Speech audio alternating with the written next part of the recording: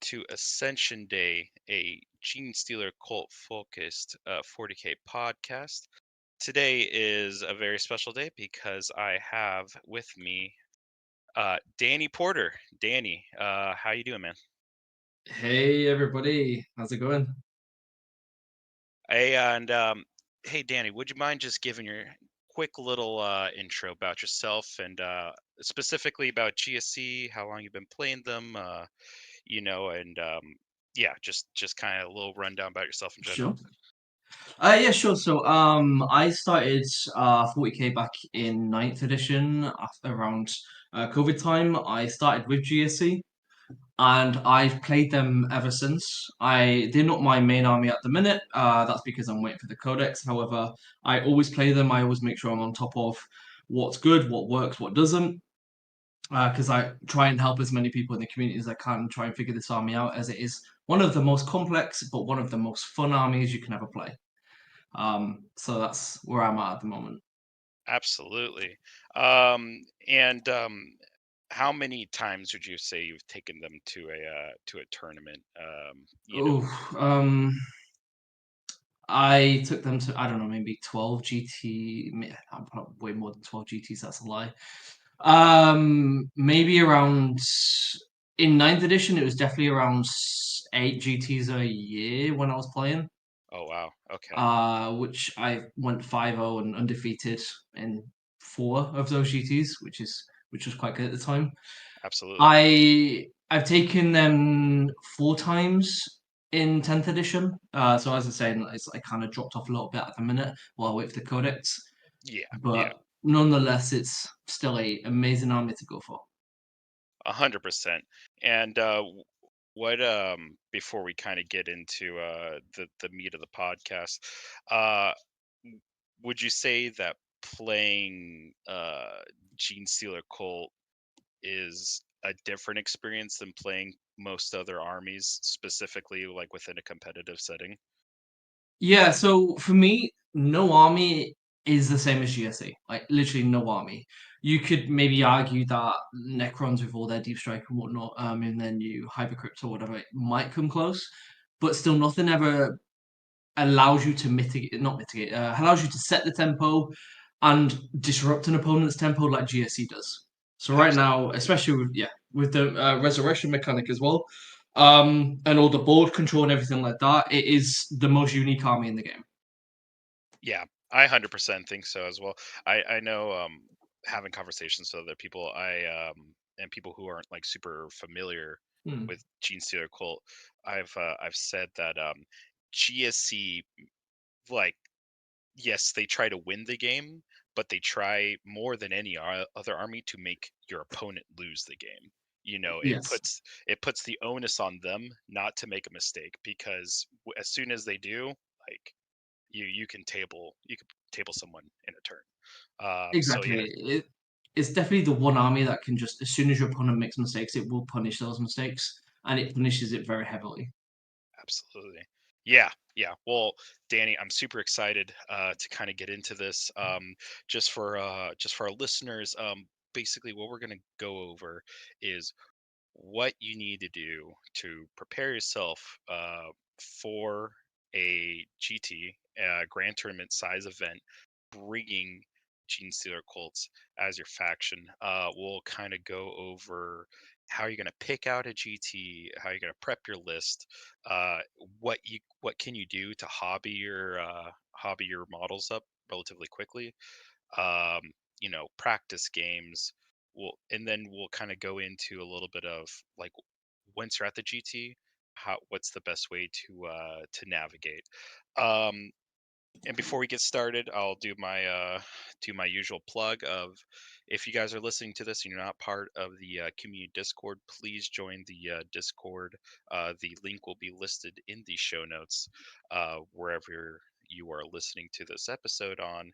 Um, if you would like to have a list reviewed, you can excuse me, you can subscribe to the channel, and on our State of the Cult episodes, we will uh, we will go ahead and review your list on air. And if you have any show questions, those will be asked.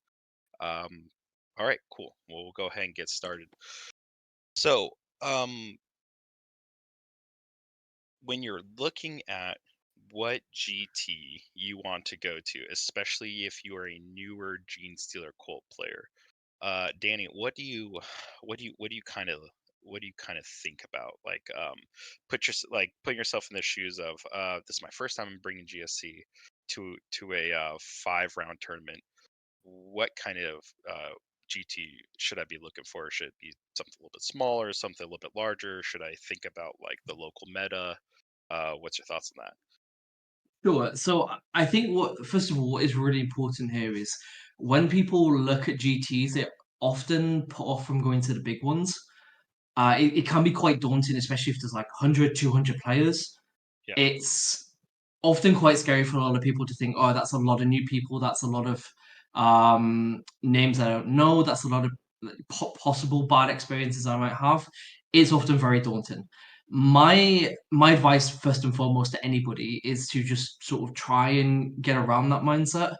Going to GTs, especially the bigger ones, is the best experience you'll find as you start to meet new people. You start to learn a bit more, especially about a local community. So if you've got one just down the road, you can start learning and meeting all these people that go to all these GTs, and then you start to get more involved and build out a like variety of different relationships. That's really important. Is to not be put off by the size.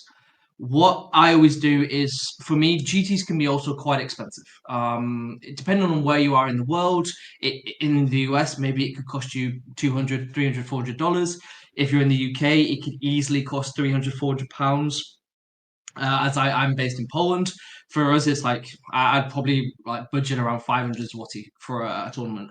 So if it's your first time, my advice is to always try and pick something that's more local to you, so that you feel more comfortable with the environment. You might need to find a hotel. You need something that fits in your budget as well.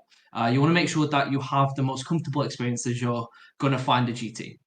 Yeah. In terms, yeah, my also biggest advice, and this kind of it's kind of counterintuitive to how people think, is if you can find a GT with the best players possible, you go there. That's how I look at it. It all depends on what your expectations are. So if you want to go and just have fun, then I would say stick with the local GTs. Don't really go for anything that's like, I don't know, maybe 1,000 miles away if you're in the US or whatever. Stick to what's local as long as you enjoy it. If you then feel like you want to take the step up, then you can. You have that option. If you want to go to a GT and you want to try and be better at the game or perhaps test your knowledge, I would find a GT with the best players possible. And from my experience, the games with the best players are the ones that are the most enjoyable. So I always found that the ones that, like, let's say, if we look at it from a GT perspective, you've got top table, middle table, and lower tables. I always find the best experiences are in the lower tables. If you've got that expectation that matches them, so if you want to just have fun and just really just put some models down, roll some dice, it's an amazing time. If you want to get better at the game and learn, then playing against the better players, like especially towards the top of the tables, is also a really good experience from what I've come across in the past and throughout my entire journey. So I think the first thing to do is to just sort of create this expectation of what you want to achieve from a GT, Hmm. and then try and find a tournament that matches that. Okay. Yeah, 100%.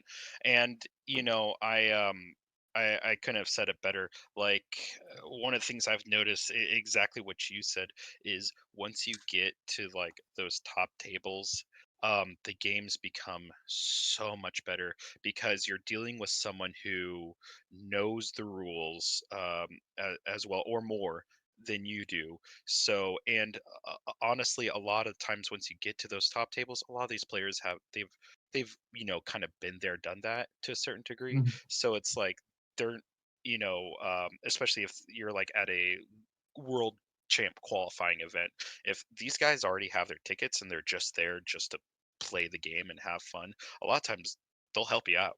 I mean, they'll Yeah. be like, hey man, like let's, it'll be kind of turns into a like a quasi coaching session, versus like a lot of those middle tables, you can potentially run into players who think that they may know the rules more than they actually do, and that can kind of create some tension. So yeah, I think definitely having that like expectation of like I'm there to have fun. Okay, well, if I go 0-3 the first day, but I'm having great games, then that's a win. You're doing what you kind of set out for. But Absolutely. and one of the things I also I've noticed, which you kind of alluded to, is you'll have many of the same experiences at big GTs as well as at small GTs in terms of like you'll still be playing games that against players that you can beat even at big GTs. Like when I went to last year I went to Nova here in the States, and like I remember my first few games being much easier than some of the smaller GTs that I went to where it's a lot more high end players, because where I'm at, outside of Washington DC, we have tons of like Art of War and Beast Coast and like That all sounds these. really fun. The meta here is disgusting, man. It's like honestly, I look at like the top 10 at a GT, and all of them are within like the top 200 elo of the world. So it's like Nice. sometimes the bigger tournaments might actually give you a bit more like game, or a bit more of more games where you actually have a chance versus once you hit that dreaded 3-0 and it's like, oh no, now I'm going up against some like Art of War player who's about to like smash my face in. So I think to kind of like go with what you're saying, like, yeah, don't be afraid of like big GTs. I think even you may even meet people you've never met before and get new friendships. And at the end of the day, I think the social aspect of a GT is equally as important as like the gameplay, because I'm sure you've experienced, um, you'll meet people that you'll be friends with for the rest of your life, at some of these tournaments, and you'll learn things. Absolutely. Yeah, and you'll learn incredible things about your army and other armies that you may not get from like a smaller size event.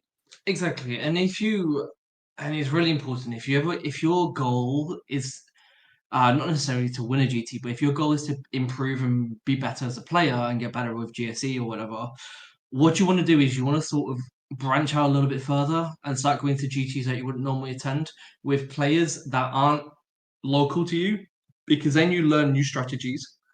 Because every sort of local area has a sort of, everyone plays the same people, they all learn their skills. They Then you hit sort of, let's say, a skill wall. Then you go to another tournament with other better players from other areas of the country. You learn some of their tricks, some of their approaches to the game, and this is how people get better. Hmm. Yeah, absolutely. I think there's the if you keep going against the same 20 guys for 3 years, you'll never eventually you'll get to a point where you're stagnating as a player, Exactly. just because you're not throwing like a new meta at you, or you're not throwing changes in play opponent skill level. So um, you could definitely get to a point where you're just going through the motions. So I think, yeah, absolutely, going for these GTs that normally don't go to will force you to get better, just by changing the environment. Um, Mhm. when you're specifically for GSC, do you ever care about like the terrain or the missions that are going to be played at that GT before you sign up? Um, so I always care. That is really important. So missions are very important. Hmm. FAQs, terrain, local TO rulings, all of this matters because. So, for example, in ninth edition, there was a ruling. There wasn't a ruling. Sorry, there was a ruling. No, there was a ruling that WTC had where you could deploy a truck. You couldn't deploy a truck outside of a blip, whereas Hmm. in the rest of the world you could. And that was a massive difference to how the army could play and any early game pressure that you could put out. It's Absolutely. kind of like that, but Mhm. in 10th edition, it's the same thing. So you always want to be aware of what TOs are ruling because it can change the way your list or the idea of how you want to play the army evolves and changes. FAQs are always important for the same reason, but missions. you always want to make sure that you can tailor and you can play to the missions of the GT. Every GT has different ones. So, for example, in the US, I believe a lot of events go with Games Workshop's mission pack or Yes. advised mission pack. Whereas over here in Poland, we use pretty much WTC's mission pack, which when you combine the difference in ruins, the difference in the terrain layouts and things like that, and the terrain rules, Hmm. makes a completely different playing experience for you and me. Hmm. So it's always important that you, when you're picking a GT, you understand what you're going to, what the game in parameters are that you provided, Hmm. and you understand how your army is going to be able to play into that. Because then you can't really build a list if you don't know that. Like for example, you have to play Scorched Earth. Well, not really Scorched Earth, but if you have to play Vital Ground, for example, or you don't, that can change how a list is built quite substantially, I would say. Oh yeah, yeah. I know. The big one specifically for 10th edition is is the Scrambler Fields and Ritual mission that is so loved by GSC players that essentially your units have to perform an action to create a new objective, and you can't deep strike on objectives or come in from reserves on objectives. So, if I'm looking at GT and I find out, oh, that's going to be game one, well, odds are you might run into a newer player or an inexperienced player where it's like, yes, that's a very hard mission for GSC to accomplish. But, if you have the reps and you have the game knowledge, you can kind of, fiddle your way into that without having to change your list that much. But if that's going to be if they said Scramble Fields and the Ritual are going to be game five, where you're going to be against the best player that you could be possibly playing, do with your win path considered, then that's when you have to really think, oh, I might need to like have some rock grinders or some trucks or just stuff that can drive onto objective versus having to rely on my deep strikes, because the person I'm going to be playing is going to be smart and they're going to realize that I'm going to be at a huge disadvantage with this mission. Exactly, absolutely. Mission, exactly. As you've mentioned, it's not just knowing what missions, but the order is really important. Although Scrambler Fields is awful, we don't play that here Yeah. because it's a horrendously designed add-on to a primary. Oh, absolutely. It's I know in the Vibe Check League for Stat Check, I know Innis put it as one of them, and I cried a little bit inside because I am running GSC in the Vibe Check League, so I Yeah, was like, oh, this could be painful, but it's fine. the man likes chaos. Unfortunately, he likes to create chaos. I did tailor my list a little bit for that, and so hopefully that'll help me out. But yeah, absolutely taking a look at that, and I know in the States there's still like frontline gaming events still use like player place terrain. I personally refuse to go to any event with player place terrain because that's just a skill I don't want to bother learning. So yeah, Yeah. definitely before you pay the money and you get the hotel, like look at the player packet, see if that's like something you want to be dealing with. Um, but I think you have anything else for picking a GT? No, I think you've nailed it. I think I've touched on this previously, but I'll say it again. Expectation is really important. Hmm. So deciding what you want to get from a GT before you pick a GT is going to be really key here because the biggest sort of cognitive dissonance I see from people when Hmm. they've gone to GTs is they have the expectation of I want to have a fun time and play like a narrative sort of more casual approach, which they do have narrative GTs.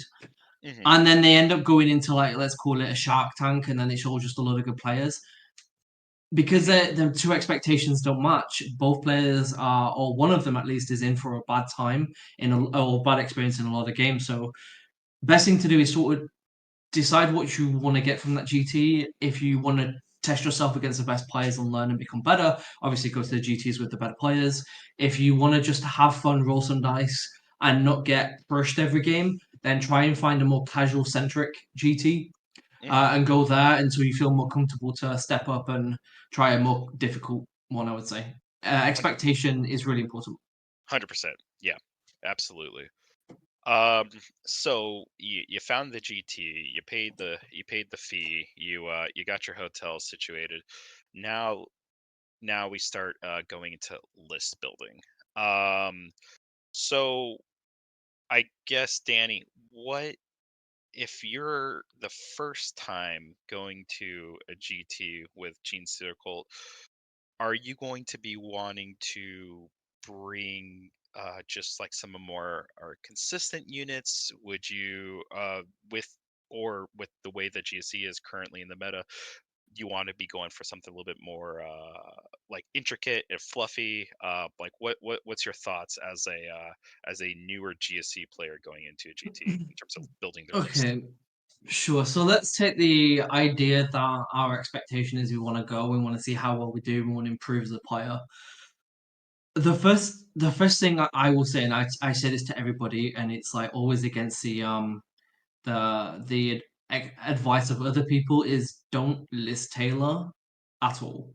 Hmm. If you want, sure, go and look at all the lists that have been doing well and try and find a common ground as to why it's doing well, but don't list Taylor. And the reasons for that is you might not the list that you're copying might not work to your playstyle. And I've seen this 1,000 times. People will take a list, especially with GSC.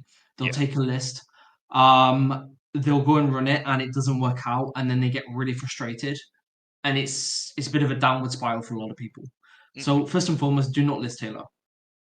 Hmm. Start with what you're comfortable with. So I always say start with the basic structure, the basic bones, which is your acolytes and your neophytes.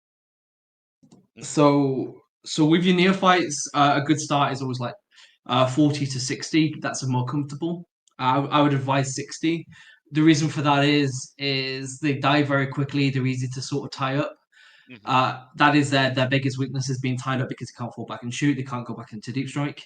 If For me, when I run GSC, I usually run 20, and that's because I'm a lot more comfortable with using my neophytes so Hmm. that they don't always die or they don't always get tied up. Whereas if you're just sort of starting out and you want to try and hit a new level, you want a little bit more redundancy in there because they are really powerful and they are the backbone of the army is your neophytes. So I would take 60. Then the next thing is always to add in acolytes. So this is different for everybody. For me, the acolyte uh, right now is the best unit in the entire game. It's insane.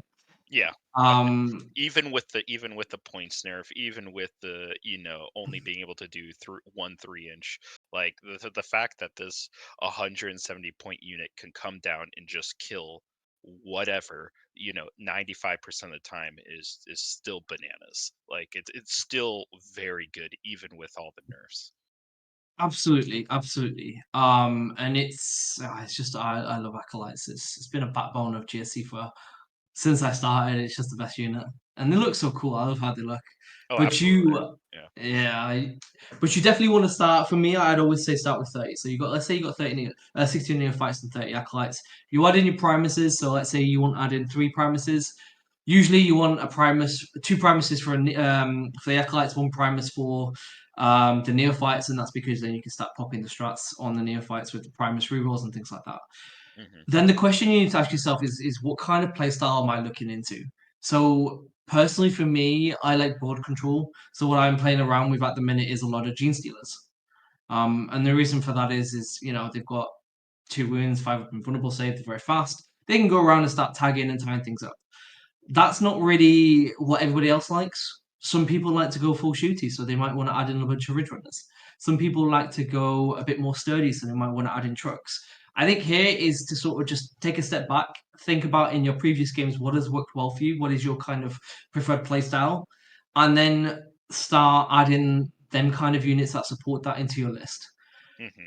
If we want to take it a step further, what I always advise to people is to sort of look at local events around the area of where the GT that you're going to and see what kind of lists have been winning, or at least top four, top five. Start looking at what kind of so let's say Necrons have been very popular around this local area. Hmm. They've been doing quite well. Then start looking at what units are in those so what units are in those armies, and then try and correlate what is quite popular. So, for example, maybe 5 events in the local area, you've had 6 Necrons in the top 5. Four of those six have had two Catans. One of them has had like three Catans, one has had one Catan. That is a good estimation to understand that, hey, that one's got it, Catans are quite popular. Can my army deal with Catans? If you haven't got anything in there that can deal with them, then it's a case of right, I need to start putting in units in there that can deal with them. That might be something like Aberrants, perhaps, Hmm. with the Abominant or whatever. They're not the best, but they are quite good at dealing with a Catan, Yeah. as is things like just mass neophytes. Hmm. Catan's probably not the best idea, best example, but the idea is you want to start picking out units that have been represented in a lot of lists locally that are going to be a problem for your army, and then try and figure out what, let's say, for the last 30% of your lists, what can you add in to ensure that you can overcome that challenge if you face them, and that's how we call catering to the matter, Hmm. if that makes sense. Yep, absolutely. Yeah, I think what you're saying is 100% correct. I know, like, and you bring up a good point, like, of net listing, of people saying like, oh, this list just did really well, and it's playing like catachans and chimeras, and they only have one unit of 20 neophytes and all this other stuff, but without realizing, like, when someone makes a list that is very, like, devoid of fat, it's devoid of anything but what it absolutely needs to win, that means that that player has put in tons of reps and work into making sure that they be able to execute what that list requires. Anytime that you back off on just raw damage in terms of like wanting to be able to hold primary, um, like what the Catachan and Chimera tech allows you to do, like you're saying, like, I'm gonna be so accurate with where my neophytes go and where my and what unit is gonna get a Primus, and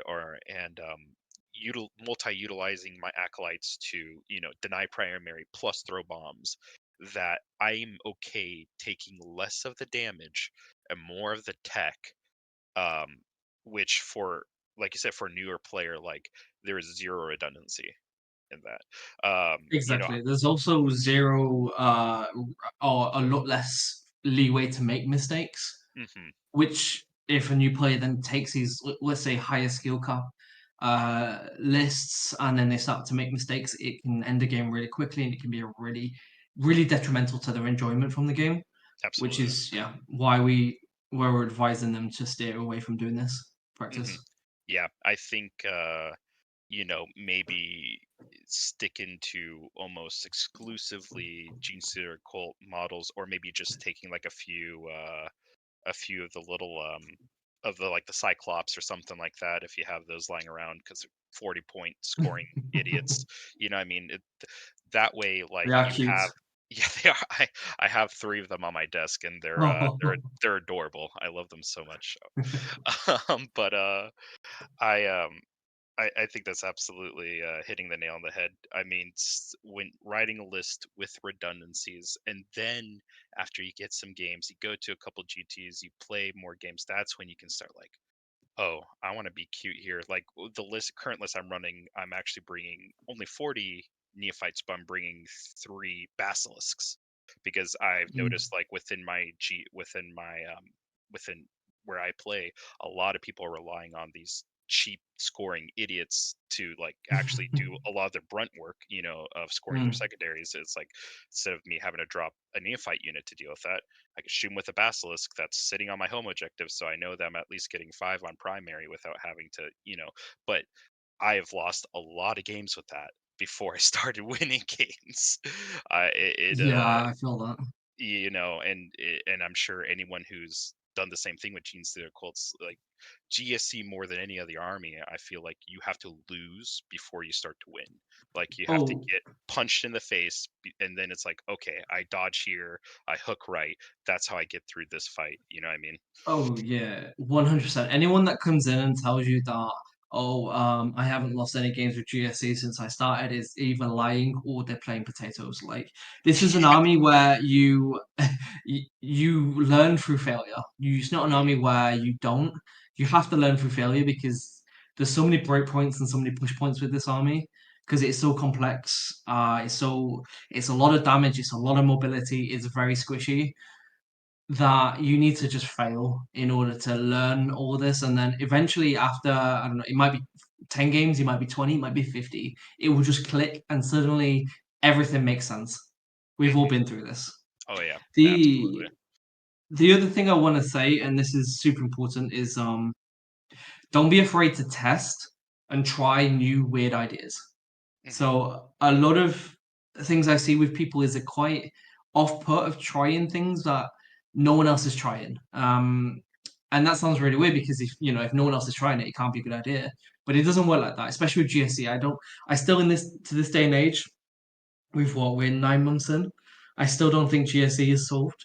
I think there's a Okay. lot of combinations that haven't been tried, tested, um, and so don't be put off trying new things, trying things that make sense in your head, because honestly, this is how it works, especially with GSE.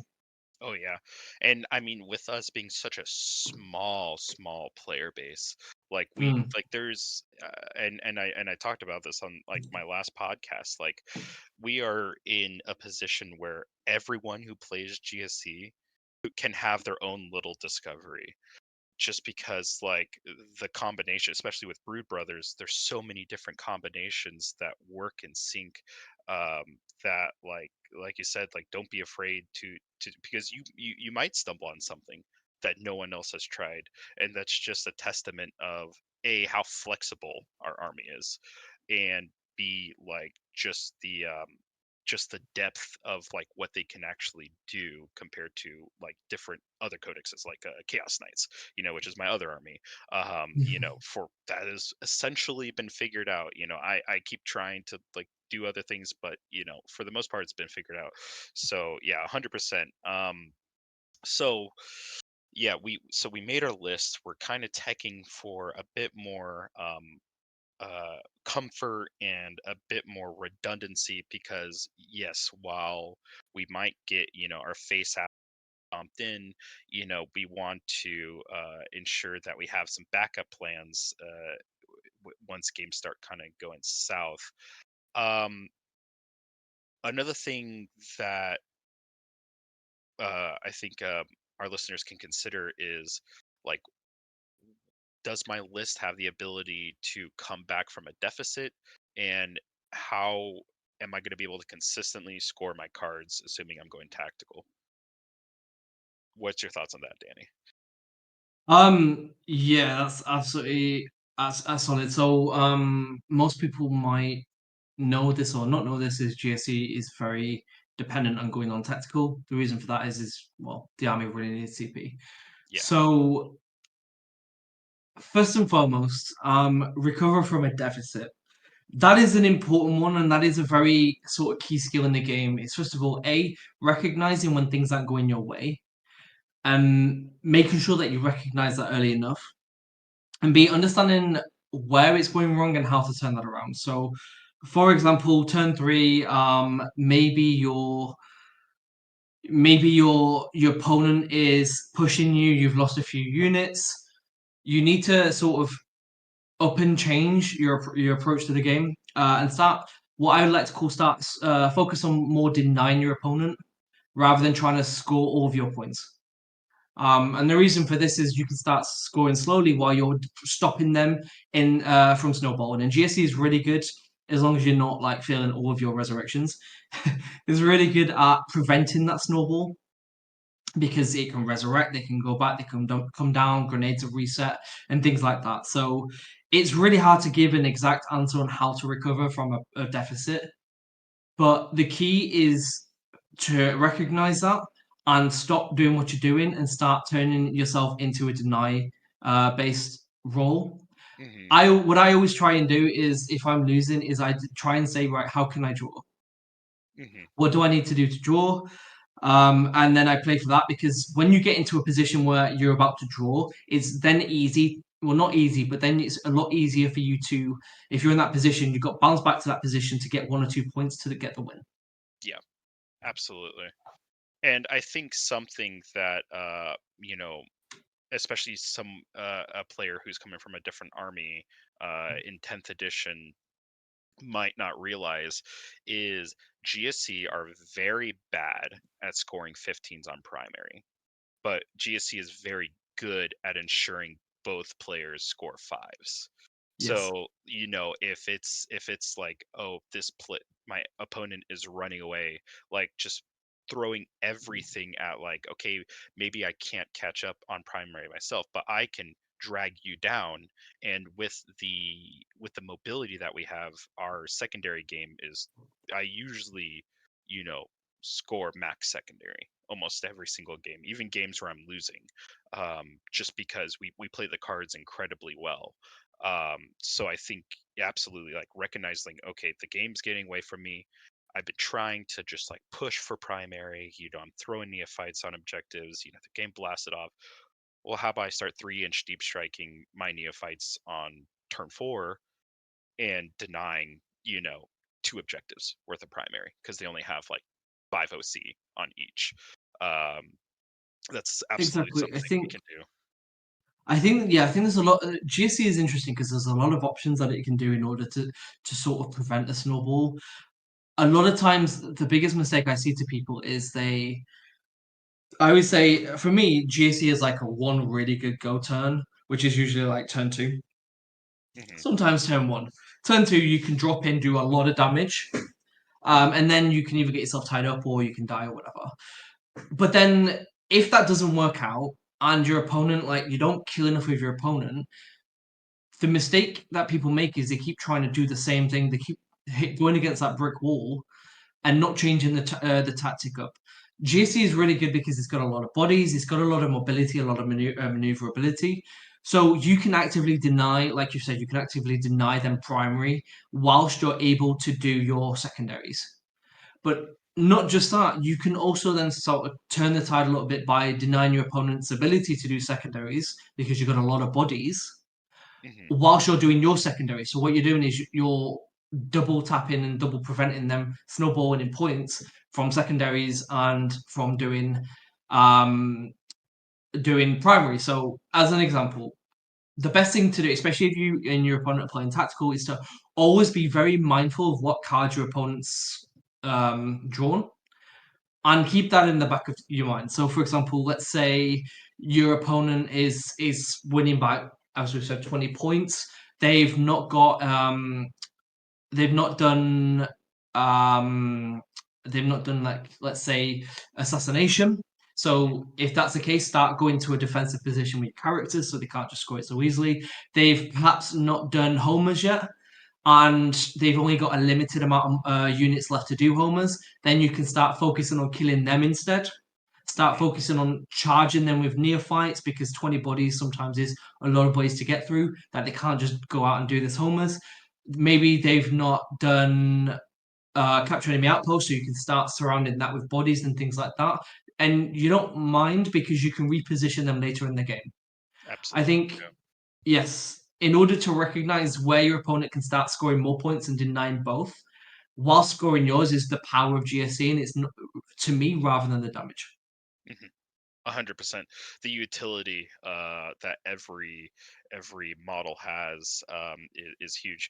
Being the fact that we are a battle line centric army means we have so much OC just at our disposal, and tying this back with list building, that's another reason why like bringing 60 neophytes when you're first starting out at a GT can be huge because resurrecting like you have a lot of players, I'm sure, once they get to your level, Danny, what they'll do is maybe not actually kill the acolyte squad outright, but they'll hurt it, bring it down to like a couple Mhm. models, like maybe just the icon and like the sergeant, and then they think, okay, cool, now like that unit's not going to be able to go back into cold ambush, and not potentially I'm not going to have to deal with another unit of acolytes coming back with bombs.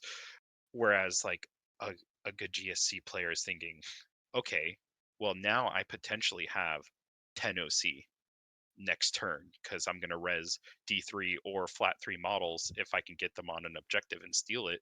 Now I'm resing flat 3 models. Now I have 10 OC just chilling here that could do homers, that could do cleanse, that could do something. So like I think you hit the nail on the head where it's like, don't just when you're building your list, don't think of like, oh, I'm just gonna try and do raw damage. Think of the utility that these models are gonna bring, because I think there have been many games where after turn three, I really don't shoot anything. I'm just Mm, repositioning models around the board to play the cards. Like the things absolutely. the things I have to kill are dead, and now all I'm doing is just playing the game. It's just denying primary, scoring secondary, getting the what primary I can get. So, and you mentioned like, okay, building out your list, you have your three premises, your 60 neophytes, your 20 to 30 acolytes, and you have 300 or 400 points. That's where you can build in all these like scoring, all this kind of bringing in like reductus saboteurs or sanctuses or whatever to kind of like help ensure that your secondary game stays strong, because really that's, I think, something that a successful GSC list has to have, is a way to continuously be scoring their cards.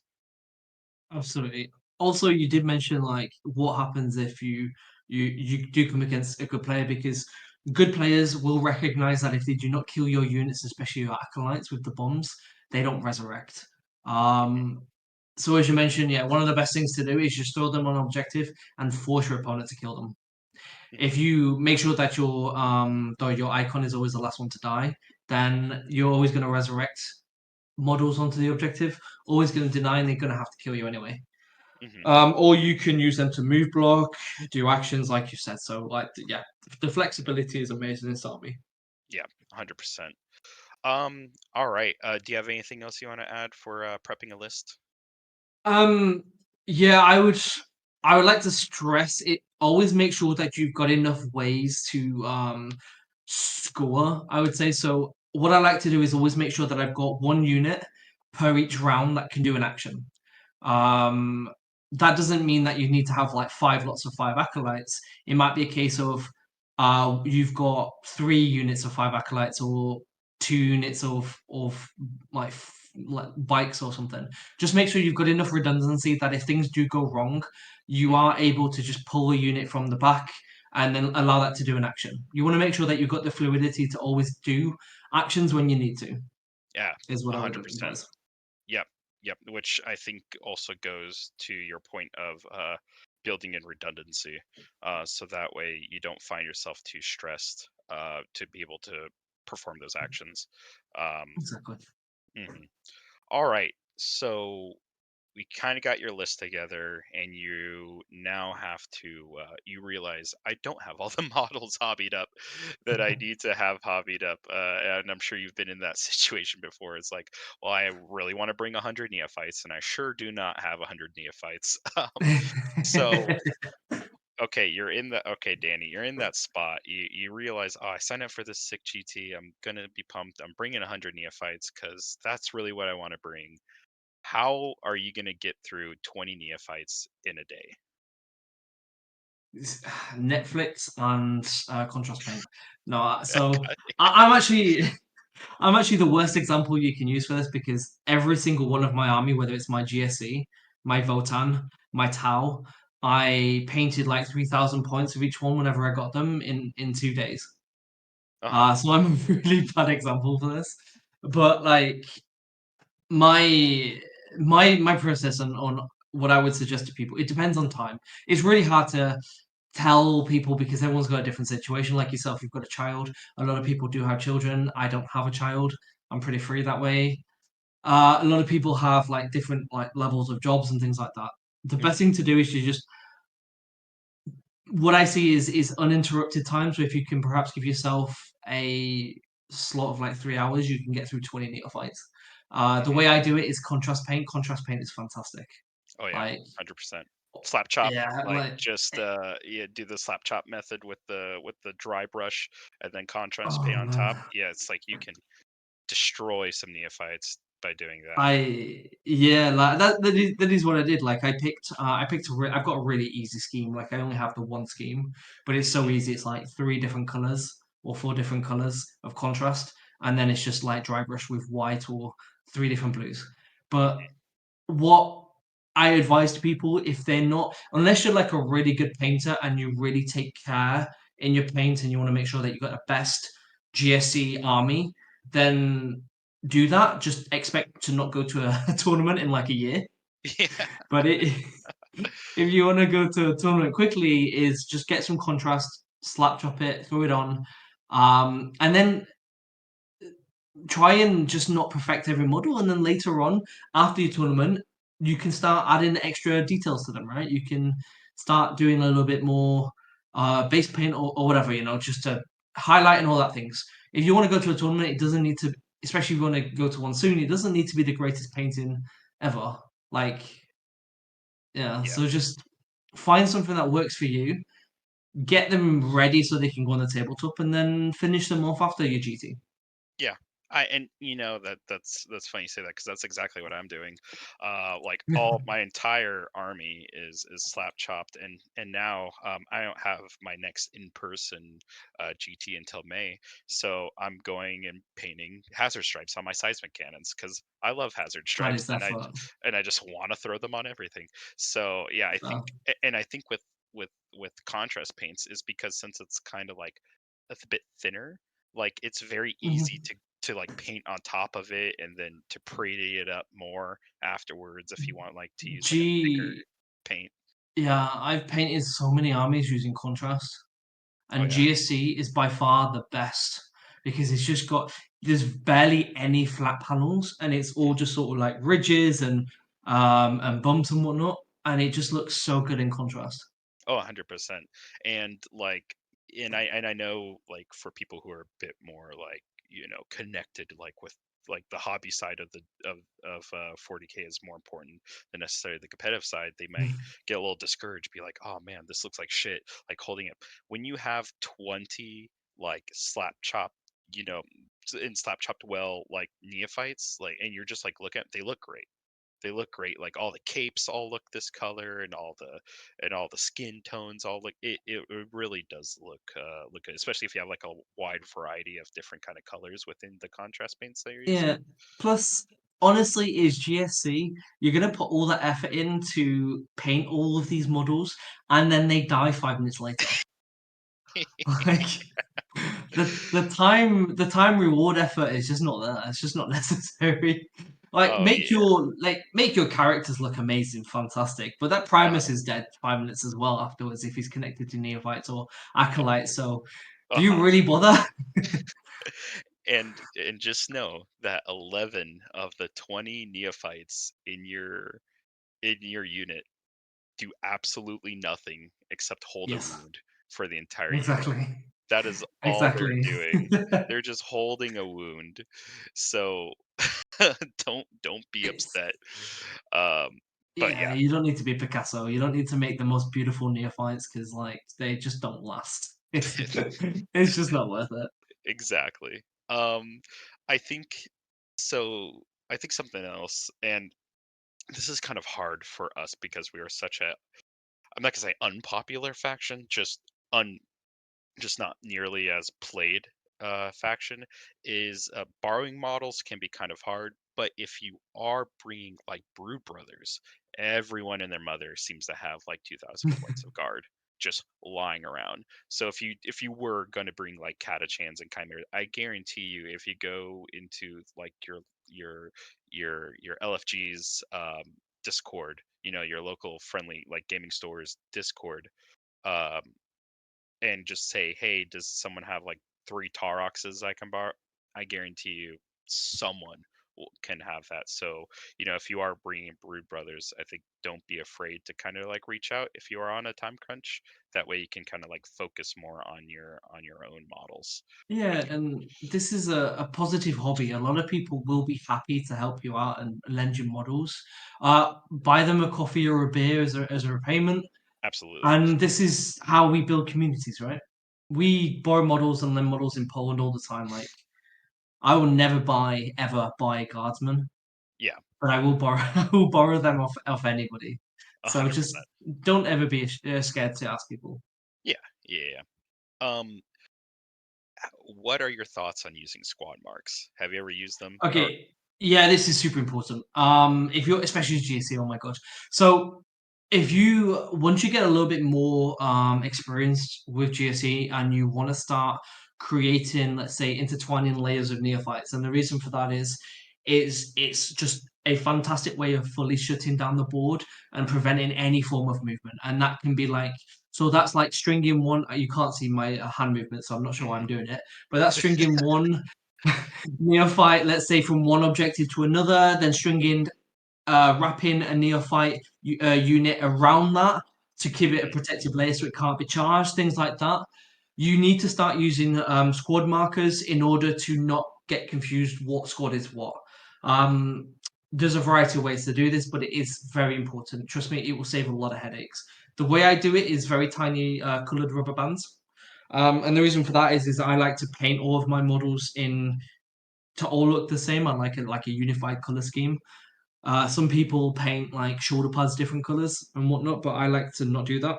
Mhm. So I take these tiny little colored rubber bands, wrap them like once around a model, each model, and that just really helps. Yep. But it is so important for not just your sanity, but also for your opponent's welfare as well to make sure that everyone knows what squad is what. Yeah. Yeah. And I think something that like people notice once they start bringing GSC to a lot of GTs, especially like in 10th edition, is it's so easy to like you because you're constantly picking up models, putting down models, picking them up, Hmm. put them down, and the thing you don't want to accidentally do is like you know mix up like some model like for neophytes is like you might have a unit that's in cold ambush that's waiting to like come back down on a blip, and then you have another unit of neophytes that like you just picked up for Return of Shadows, and they're actually missing like a seismic cannon and a grenade launcher because they were shot off or whatever, and then And it's like suddenly another unit's got like five seismics and eight grenade launchers or something. exactly. And when you only have like 2.5 to 3 hours to play a game, like the last thing you want to be worrying about is fiddling. Oh, like, oh my God, which unit has what thing? So yeah, finding ways to like be like this is the blue squad, this is the green squad. I've seen people use those rubber bands, so that's really good. I went ahead, I bit the bullet, and I think it was like $60 for me to buy squad marks for The all of bases. yeah, the bases, the little plastic Yeah. clip-on things, because they have magnets on them as well, which is super helpful. Um, so I so I that's used what to I use use. them, but then I kept dropping all my models and then they kept breaking. So I was like, okay, I'm very clumsy. This is the other issue. I'm very clumsy with models. Oh yeah. Um, uh, and also the other thing as well is like I started putting them onto units for some reason in my genius idea. I glued them on, and then Oh no. started realizing actually I needed to chop and change. So now I Uh-huh. just use rubber bands, but they are also good because they don't mess with the visual element of the model like a rubber band does. So they are a Yeah. very really good idea. Yeah.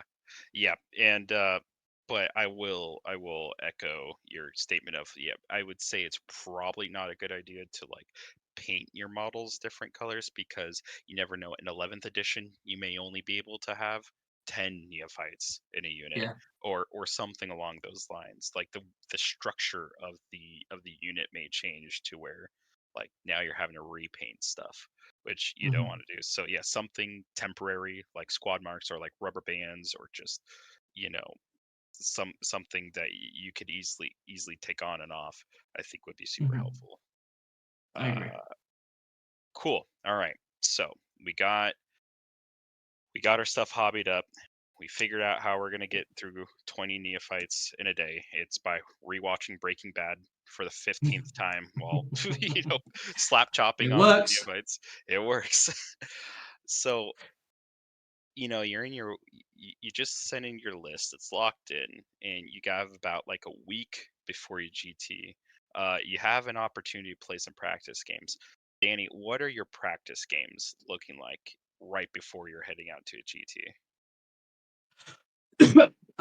That's a really good question. So for me, I always prioritize. So I always TTS. First of all, let's talk about TTS because this is important. Hmm. My advice to anybody that if your expectation or your goal is to get better at the game and better with the army, is to try TTS.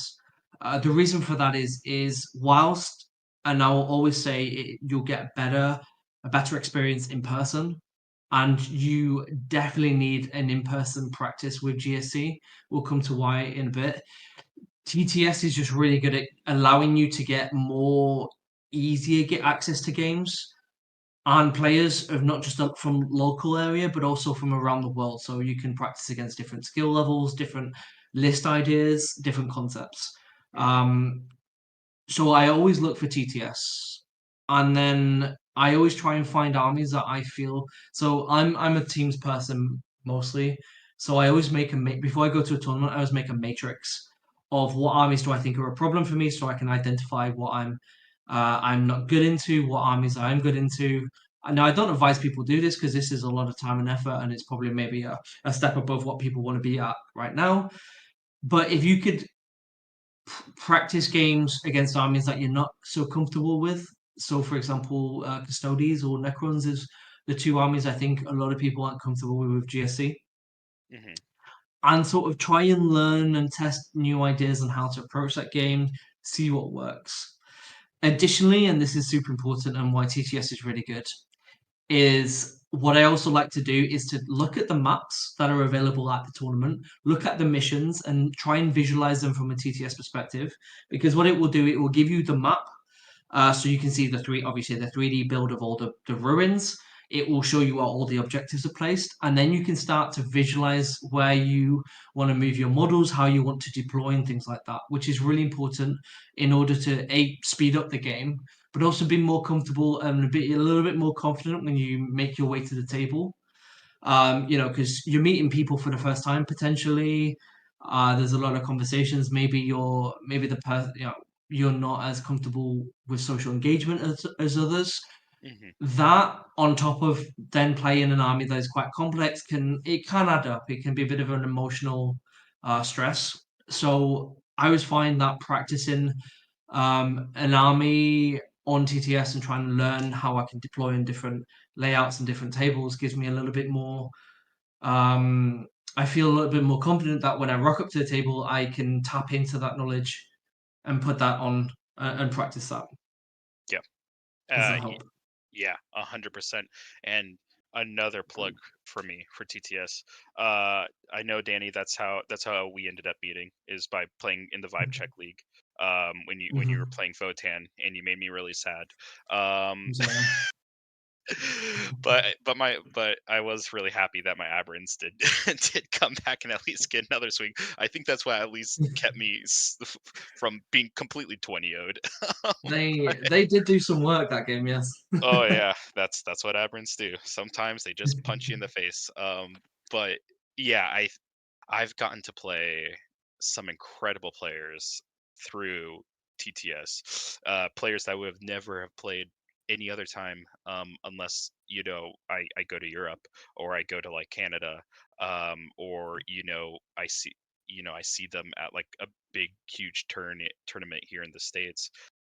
So I think TTS is huge for that. It allows you to play with models you don't own yet. And it allows you to just have like a lot of agency over the game in terms of you can look at the game easily through different angles. You get that like top down view. You can easily, go to your opponent's side and see what they're doing. Um, so I think that if your local meta doesn't have like a lot of highly competitive players. People may just wanting to play like more narrative games or just more chill. And if you're trying to like be a bit more competitive, I think that the TTS route is huge, and I cannot stress it enough. And that goes with every army, obviously, but especially with GSC, Mhm. just because like it allows you to play 100 neophyte list without having to hobby up 100 neophytes or Exactly. whatever. um, where because GC is a super huge hobby requirement to play just because the sheer amount of models that Ab we play the game with. Absolutely, yeah. I think that's a really good point, is that you can test different units before you invest in them, which is really important because GSC is not a cheap army. No. And whilst, for example, I've got every single model on everything, it was very expensive, Hmm. and it's taken me years to collect that, right?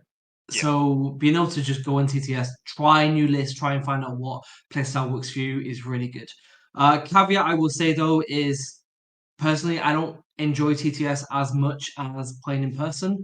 However, the experience and the practice as a teaching and training tool is like 3000% better than playing in real life, just because you can have those games on demand.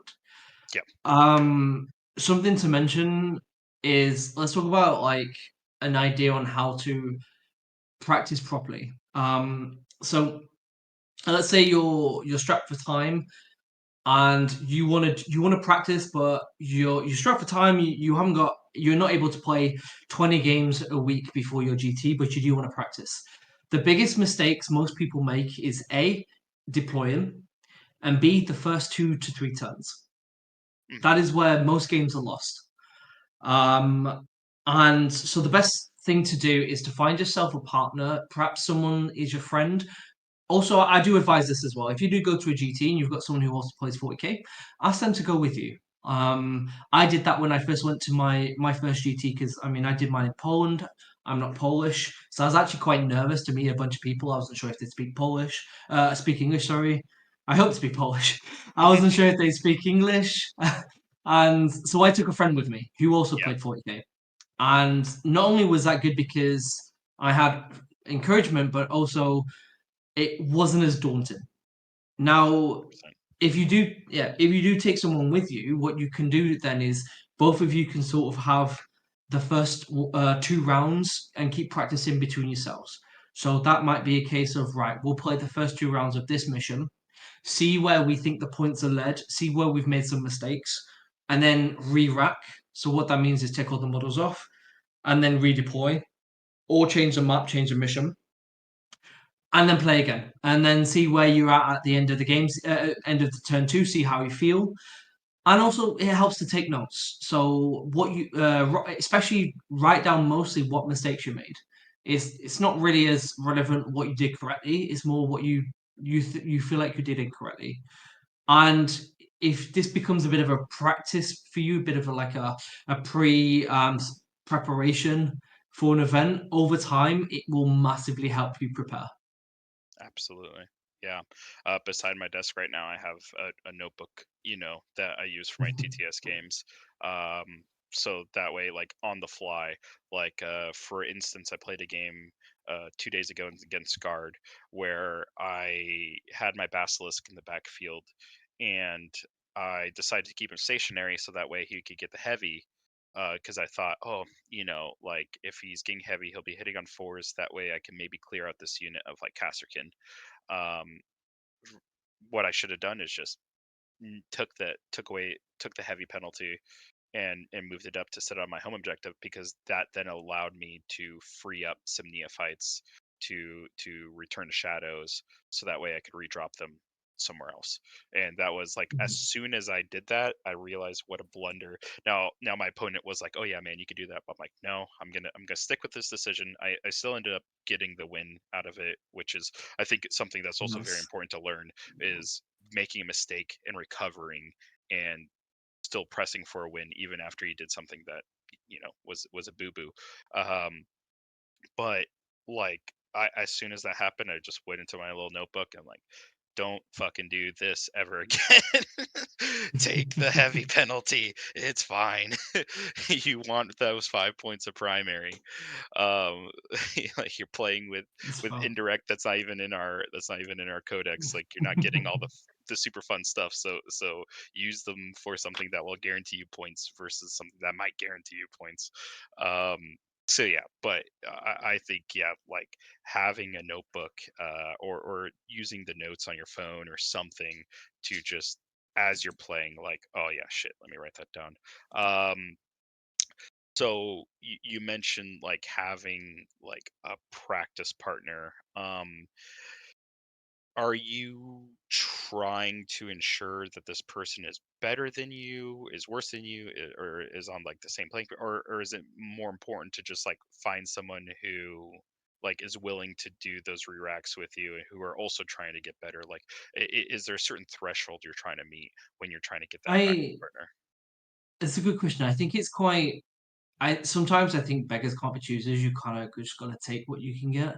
Hmm. So some people have good access to top players that are willing to share time. However, I found in the past when I was trying to improve and be better is not everybody wants to give their time to somebody that they don't get anything back at the same time, if that makes sense. Yeah. So I found finding someone that is sort of on a similar level to you with the same goals and motivations, because then you sort of spur each other on Hmm. and you learn together. There are, of course, there's always tricks and walls that you can't get over without playing versus a better player. But there's a lot of mistakes that you can stop making that you can recognize early that are quite vital and important by playing with somebody of your same skill level, I would say. Yeah. And I think like when I know this is something that I had to deal with when I first started playing 40K, especially because I immediately kind of gravitated towards the stat check community and started playing like Anthony Vanilla and all these other guys just like randomly on TTS. Is like you may think like, oh my god, this person is a WTC winner and or a WTC player, and they're gonna be really good. I'm gonna get stomped. It's gonna be terrible, but like everyone has the same agency in the game as everyone else does. Everyone's rolling the same dice. They're all doing the same thing. So like in in that and that could be the opposite. There are going to be times where you can lose to players who are quote unquote worse than you because they did notice that one mistake and they capitalized on it. Um, and they could have just been messing up the game up until that point. Like there's like especially in 10th edition, I feel like game states can change in a snap. Like one bad charge, one bad, something, one unit gets shot that shouldn't have gotten shot, and games can entirely flip. Um, so I I think agree. what you say, like, don't discount, like, oh, this person hasn't been to as many GTs as me or whatever. Don't discount that that person can show the chink in your armor that you may not have realized that's there. And I think, like what you said, beggars can't be choosers. And at the end of the day, I think it's incredibly important that, like, especially with GSC, you play physical tabletop games before you go to a tournament because this army, I know it sounds a little silly, is physically demanding. It is a physically and mentally demanding army, like more than anything Very. else. Like when you're just picking up and putting down 20, 40 neophytes at a time, like your brain starts to, I don't know, it's like a fog that comes through. It's like, oh, here we go, and then they're down, and then they're up, and then they're down, and and like, so I think having those reps before going to a high stress environment like a GT is super important. What are your I thoughts? I think, yeah, I thought that was a fantastic sort of segue into the next sort of thing to talk about with time wasting and how to mitigate that when you said it's a very slow army. Yeah. Oh You yeah. uh you definitely hit the nail on the head there though. And I fully agree. Hmm. Yeah. And as it is a very good leeway into time wasting, let's talk about GSC a second, being it is one of the not slowest armies to play it, because I don't think there's a slow army to play. I think it's one of the most difficult in order to like time manage, Hmm. because 60 neophytes, 30 acolytes. I don't know, maybe you've got 10 pure strains, that's 100 models already. Most armies are probably around 60 models, if that. And GSC can eclipse that a lot.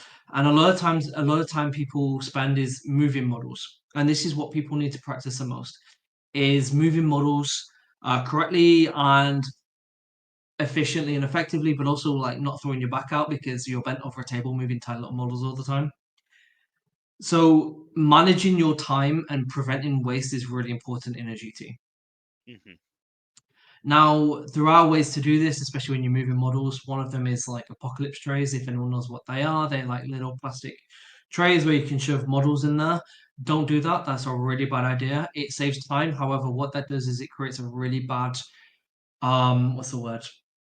Habit Yeah, of how to exactly. play GSC and how to position models, which you do not want to do. Yeah. So how I manage time, I'm a very fast player. Most of my tournament games are done in under 2 hours. I think I've only yeah, I'm a very Whew. fast player. Get in, get out. Yeah. I rarely use a clock, though I do advise, and I will go into clocks shortly, but I do advise everyone use them. I rarely use a clock, and I think I've clocked out twice in my entire life. The the way I sort of mitigate time wasting is first and foremost, I practice a lot. Even at home, if I want to, I have like a couple of objectives, a couple of terrain pieces, and I'll practice like trying to move around the board. Um, so then you can sort of visualize how you want the shape of your units to form. Now, the benefit of GSE is because it's such big units, is what we call stringing. And stringing is when you create a line, it's mostly wavy in order to have as much board space, controlling as much board space as possible with your units. The reason for that is A, deep strike denial, B, preventing move blocking from your opponent and just stopping them getting to places. That takes a lot of time to learn and a lot of time to use on the table. So often I practice at home and get used to that. Secondly, using apparatus. Apparatus is probably the right word. So you can get like little 2-inch measurements. Obviously, coherency is a big issue. 2-inch measurements, make sure always have one of them if you've got big blobs, because then you can always put that in between models very quickly in order to create a conga line. Hmm. Thirdly, is making decisions. So a lot of people, especially at first, are very slow, especially with this army, and that's rightly so. There's a lot of models, there's a lot of decisions to make, and it is a high risk, high reward army. However, what they do is they sort of watch their opponent, and then when it comes to rolls to their turn, they make the decisions in their turn. That slows down the game massively. So the way I operate is I have a game plan in my head, and then when my opponent does a move, I change that game plan. So, for example, maybe my opponent hasn't moved a unit onto an objective. I'm already looking at what can I deep strike onto that objective to take that, Hmm. or he's perhaps left a gap in his as he's moving around the board. He's left a gap in his back screen. I'm always looking around, right? How can I get a unit into that to take advantage? Or he's moving units to shoot, and I'm always thinking at that point, right? What can I use my strat on at that time in order to not get shot and things like that? Always try and make all of your decisions in your opponent's turn. Then at the start of your turn, take 2 minutes 2 minutes, only 2 minutes, to yourself to then sort of regurgitate and reinforce what the game plan is, and then move. Yeah. Of course, another thing to do, and this is really big, before you move anything, always say to your opponent, pre-measure, and then always say to your opponent, right, I'm going to move here. This is going to save a lot of headaches. Why? The game is built around measurements. Now, there's a lot of not malicious, but there are a lot of disagreements because someone might move a model and they might have moved it maybe, I don't know, 1/10 of an inch too short, 1/10 of an inch too much. Not intentionally, because especially if you're trying to play fast, you move a model, you put it down. The tape measures in front of you. It's not always just directly above you, so you can't always see exactly. Your opponent gets a different angle of it. There's always disagreements. Before I ever move anything, I always pre-measure. So I say, right, this acolyte squad's here, 17 inches from this unit, from this model to that. It's going to be if it's going to be what, an 11-inch charge. Get that agreement, or say, right, if I advance them, they're 17 inches away. I would need to advance a 4 in order to throw my grenades at you.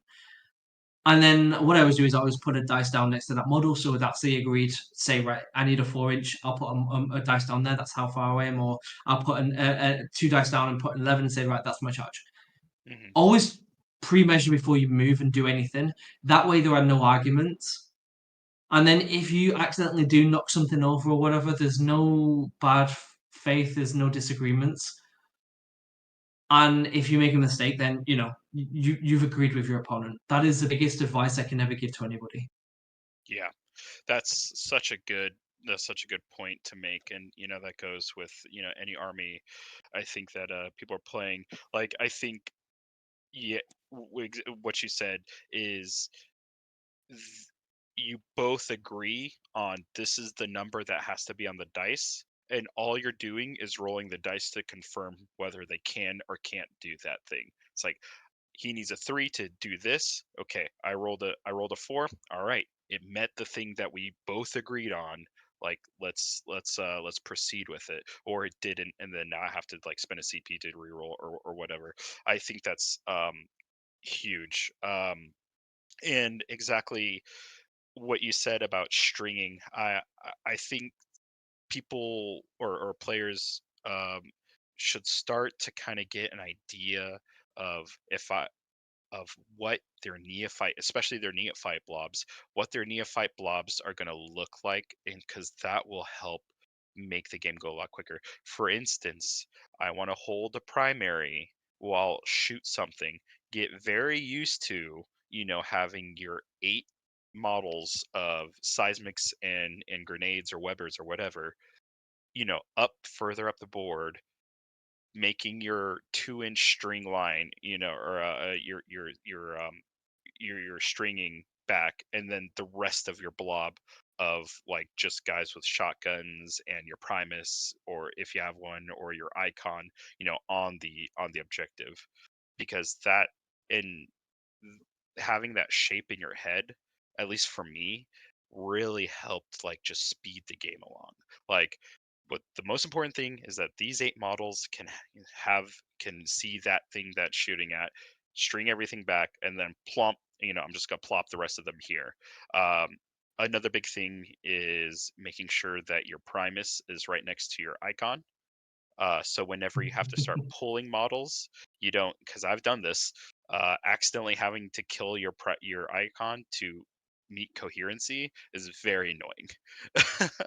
Those two, That like, is very fun. yeah, when you have a character leading a unit, the icon and and the the character, they're best buds. They stay together forever. So those, check, okay, those two things are over there. All of the fun guns that need to shoot can all shoot. String the line to make sure that you're not breaking any rules, and you're good to go. You know, um I think a lot of people can like try and like waste a lot of time, by like, oh, but I want to make sure that these 5 shotguns are going to be able to shoot. Like, you don't have the time to be able to try and calculate if 5 shotguns are going to do 3 wounds to that war dog. Like, you Oh just yeah. accept that those shotguns are just wounds. They're just wound markers for for your unit, and stick them behind that wall. Like, because you're just gonna waste time, and odds are they're gonna do absolutely nothing. So it's just better to kind of like get do the thing that has to happen, put everything else into safety. You're good to go. You know what I mean? Uh, yeah, because if not, you will end up with like a 5-hour game. Yeah, no, absolutely. I think, like for example, if I don't know, maybe you shot half of your unit at a war dog, you've allocated all the shooting, and you get the war dog down to 1 wound. I'll shoot shotguns, or the autoguns, whatever they're called these days. Hmm. But if it's like on 8 wounds or whatever, I'm just not going to bother. Yeah, Because I know mathematically it won't work out. Now, if it's a case where it's like, I mean, there's a lot of different scenarios where you might have to because you want to do some damage. But if it's not sure. gonna, yeah, if it's not gonna pan out and it's just chip damage and you can hit it hard with something else, next turn don't waste the time.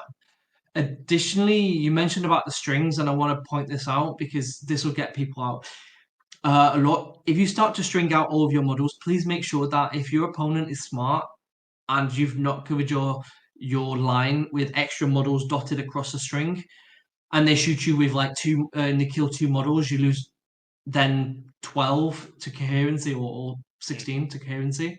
Please make sure that as you draw a line, every like 4 models or whatever, you've got one extra model in there to make like a triangle.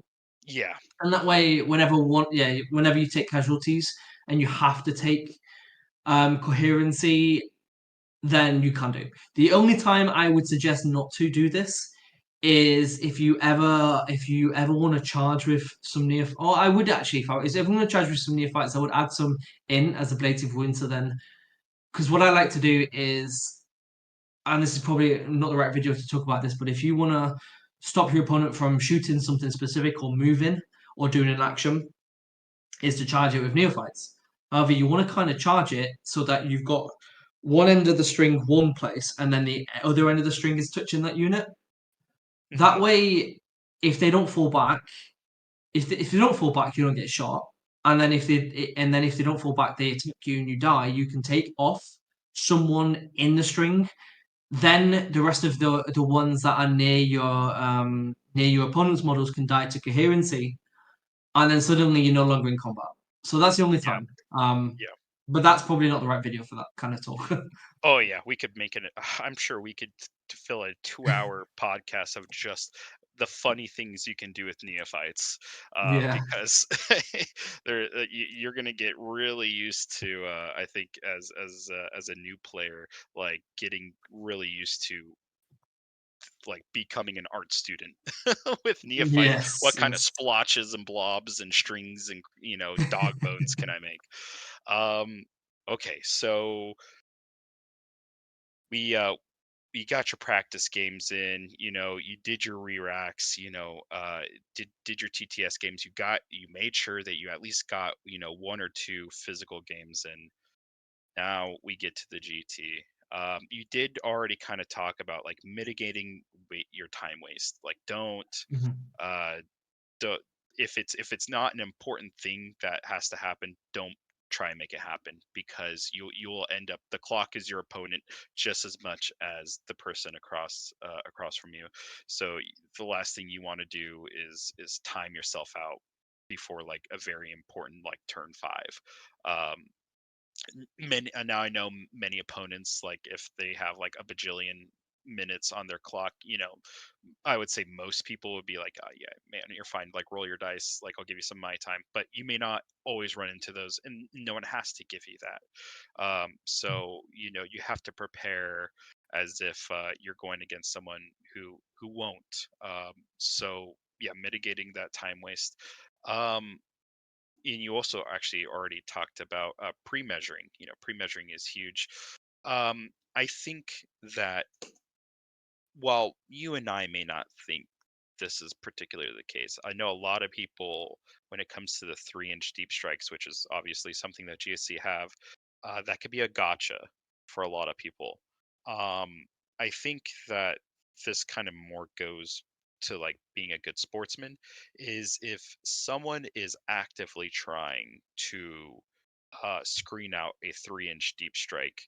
um, I think it's a good idea to just kind of be there as a like, hey, like I could go right here, I could go right here. Now, if someone physically can't, then they can't. You know what I mean? That's then they're just gonna have to live with acolytes being able to come down there. But like if they clearly have the models and they clearly have the intent, I think it's a good sportsman thing to just kind of help them out with that. What are your thoughts, Danny? No, that's really good point, and I think you just mentioned a really strong keyword there is intent. Hmm. Especially for newer players, it's very easy to come against. I don't want to categorize people, but I find older players perhaps don't always play with intent. Yeah. Or maybe locally you might find some people play by gotchas and they think, right, you've got all the information possible. I'm just gonna not give you any. Don't don't be like that. Just don't. That's just a terrible way to play the game. Understand this is a Absolutely. social game. We Hmm. all have a social contract. We wanna have a best game possible. Now, the playing by intent is super important. So if you say to your opponent, right, I'm gonna go and do this, and so for example, I want to screen out 9 inches from my deployment zone, so you can't deep strike in. you don't necessarily have to just have it exactly and measure to the .0.00001 of a millimeter to make sure that you can do it. You just make sure that it is physically possible mathematically, which is like common sense can sort of dictate that you can do that. And then say to your opponent, I wanna just block it out. Now, if you clear the intent or they do it to you, you'd be like, right, fine, fantastic. Hmm. Always play by intent. No matter what you do, just tell your opponent you want to do this because that way a lot of arguments happen as well as well you didn't declare this, you didn't declare that, and that can cause a lot of problems because yeah, Yeah. if you tell them your intent, then you're playing a really good sportsmanship game. In addition to that, gotchas are super important to just sort of just remind your opponent about like not everybody is like the top of the game. I've been there plenty of times where I've been in a game and I've completely forgot my opponent has fight first, and I've charged them. They've not said a word. Completely forgot my opponent has like a shoot back. I've shot them with pistols. They've not said anything, and it feels really awful to not have that information relayed to you. Now, this is an information game, and we are all given the information at the time. But let's be honest with you, especially when you're newer to the game, there's a lot of pressure to remember everything, and there's a lot of information to remember. Yeah. So always so at least for the first couple of rounds, I would say to my opponent, especially if they're new, don't do this because I can do that. Remember, I can do this and things like that. If they forget all the time, that's a bit different. But at least for Yeah. the first one or two instances, remind them before you start the game. Give them a list of all the gotchas that you can do, um, and just try and be a good sportsman. Because at the end of the day, like we said, it's a social game. We're here to have fun. More importantly, Mhm. and yeah, gotchas. Just don't. If I think if someone's strategy is to gotcha their way to a GT win, it will never work because once you hit table, like if you're 3-0, you're going to hit the player who knows the army you're playing just as well as you do. And they'll be like, "No, you can't do that. This is actually the rule." And now like I'm going to punish you for making that mistake. So, yeah, I think I think at the end of the day, like everyone is going to a GT to have a good experience. Um, Luckily for me, I think I've only had a very very small handful of people who did have that kind of mindset of I have all the information and you have none, and I'm not going to share it. Those people never did well, Mhm. and a lot of people know those people's names. So I think like the 40K, like I know you and and everyone else within like our mutual group like takes 40K very seriously. This is the main hobby that we participate in, but it is still a very very very small hobby. Um, Mhm. and the minute that you are like you come out as that guy that's going to gotcha the rules and not be a good sportsman, everyone will know. Everyone will know what you've been doing. So I think like it is much better to have a 3-2 experience, but you had 5 great games of Warhammer versus like a 4-1, but you're kind of being a dick uh, the entire time. So I think just being super open with your opponent on where models can go and whether or not their screens are effective will really help. And it'll also make you a better player because if you're just relying on your opponent not knowing what's going on, like that's only going to hinder you once you do meet those people, those opponents Mhm. that know exactly what your army does and what they can get away with. Absolutely. Absolutely. Like priority for me is to try and like there are cases where I've had bad games and it happens to everybody. You have a bad day or whatever. Hmm. And sometimes you just can't take that emotion away from the game. It happens to everybody, but for me, the priority is always to try and make sure that first and foremost, your opponent has a good game and that they have a good experience more than you winning. And unfortunately, a lot of people, for some reason, try and prioritize winning over that, and that's where you get this gotcha situation. Hmm. Yeah. And the thing is even though 40K is a dice game, 98% of the time the better player will win. Like, just Yeah, because averages are averages, and everyone will have their roll hot, roll low, you know. At the end of the day, like, the better player on that day, in that game will win. So I think if a new player wants to try and win by withholding information, it's just not going to work out. It's just not going to work out for you. And I think, yeah, and the friendships and the good experiences you make along the way will matter so much more than you winning a 3D printed trophy. Like, exactly. Especially and when and it's and a and a box of like Space Wolves Combat Patrol. You know what I mean? Like, yes, the or Age of Sigmar Roebuck. yeah, exactly. Or, yeah, what are the random, prizes that you win at Gift, yeah, these they've been gifted. that you get at these GCs? Like, um, the opponents that had a fantastic game with you. Like, that's the stuff that really matters. Absolutely, it's a very fair point. Yeah. Following on from that, I will say a really important thing as well is use a clock. Hmm. Now, I know a lot of people are against using clocks for the wrong reason. So the clock isn't there because you're slow. The clock isn't there because you need to improve your game. The clock is there to protect you, basically. Yes. 100%. So yeah, exactly. So everyone has. So let's say on average, there's usually 3 hours around. Each person has 1.5 hours. Now you don't know you usually, especially if you're new, you don't know your opponent and you don't know what kind of tempo they play the game and they might be very slow.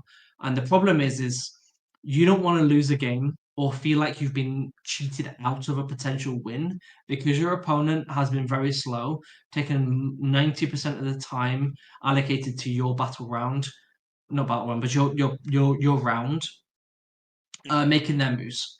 So the clock is there to protect you to ensure that you get your 90 minutes to play, and then if there's any disputes, you have something that the judge can come over, because there are judges at tournaments, in order again to protect the players and nothing more. The judge can come over and say, right, the other person's clocked out, you're still good to go because you play on your time. So I always advise people to play on clocks, and chess clocks is a reason why they use them in chess, and it's not a bad thing. And there's a lot of bad publicity, I would say, bad press about a clock. But please use it, practice it. It's there for you. Hmm. Yeah, I think, and especially um, everyone wanting to screen out 3-inch deep striking acolytes.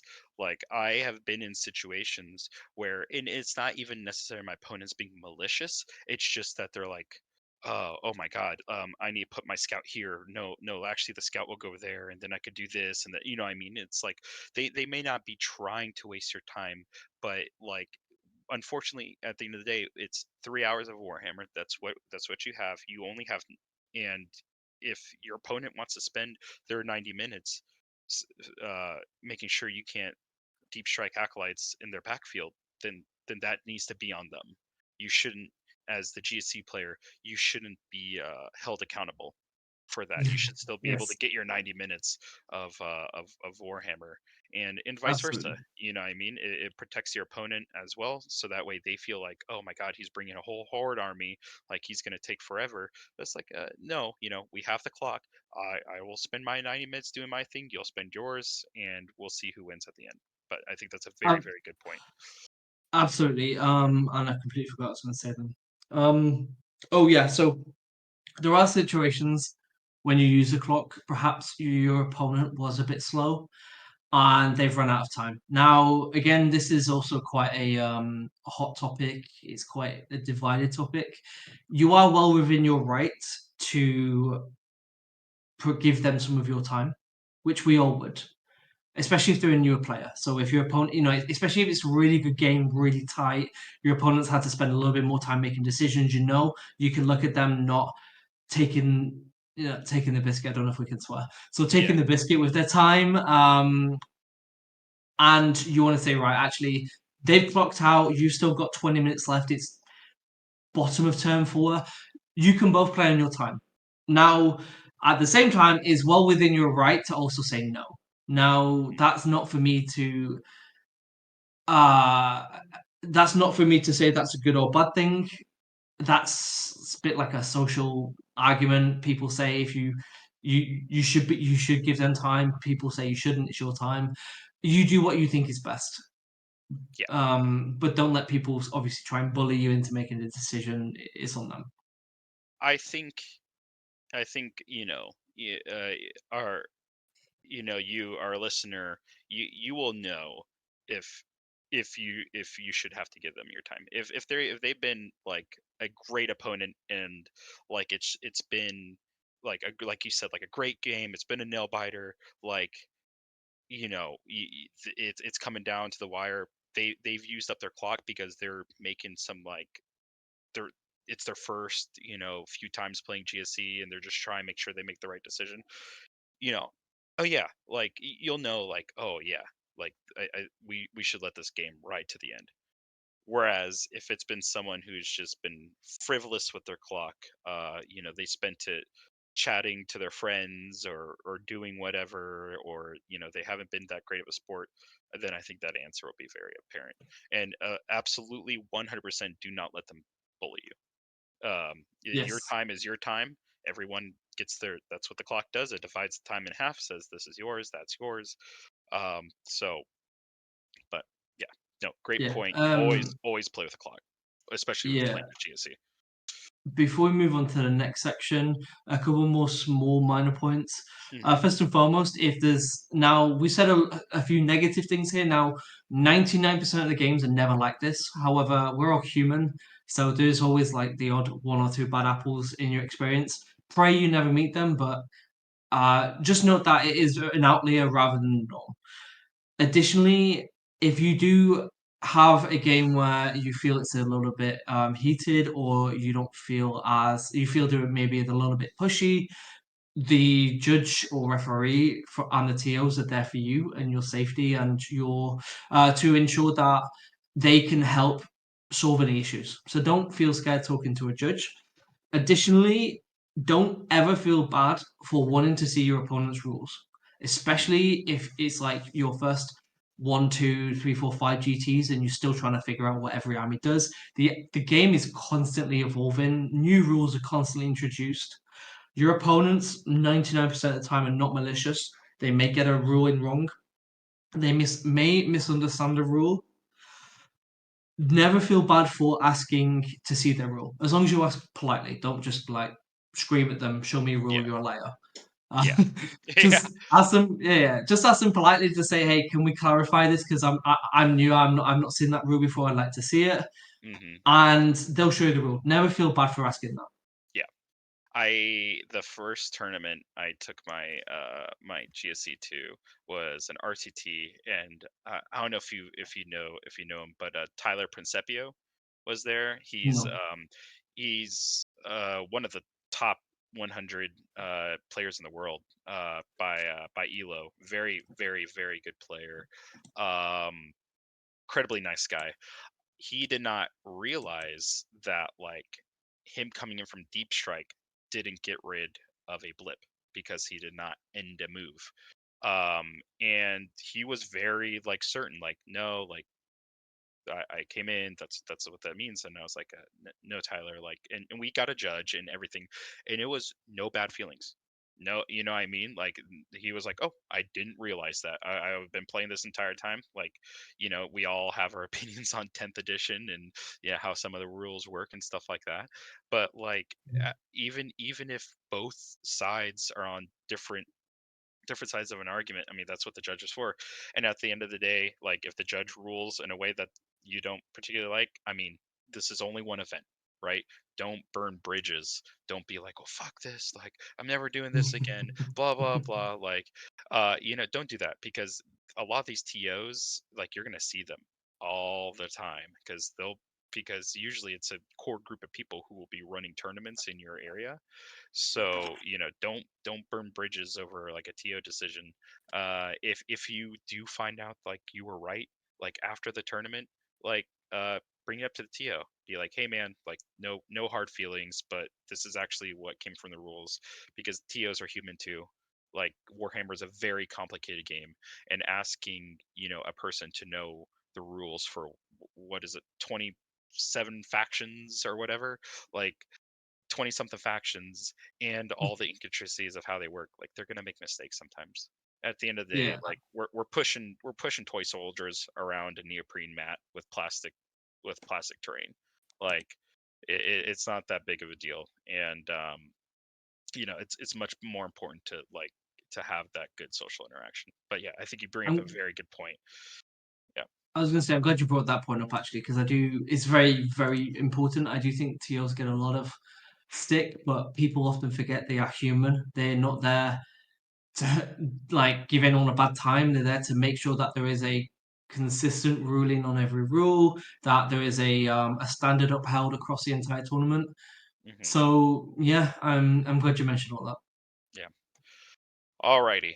Well, we're gonna transition towards the to the end of our episode here, Danny, and I think this is something that's not talked about enough is how to take care of yourself in a GT, and specifically with GSC being such a hard army to be pushing around for 5 or 7 9 rounds of Warhammer over 2 to 3 days.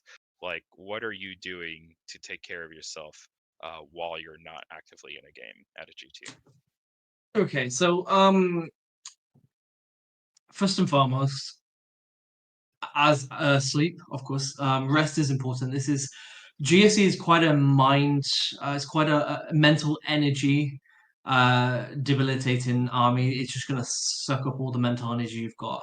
Um, there's a lot of there's a lot of micro decisions in the game to make, Hmm. so you need your sleep, you need your rest.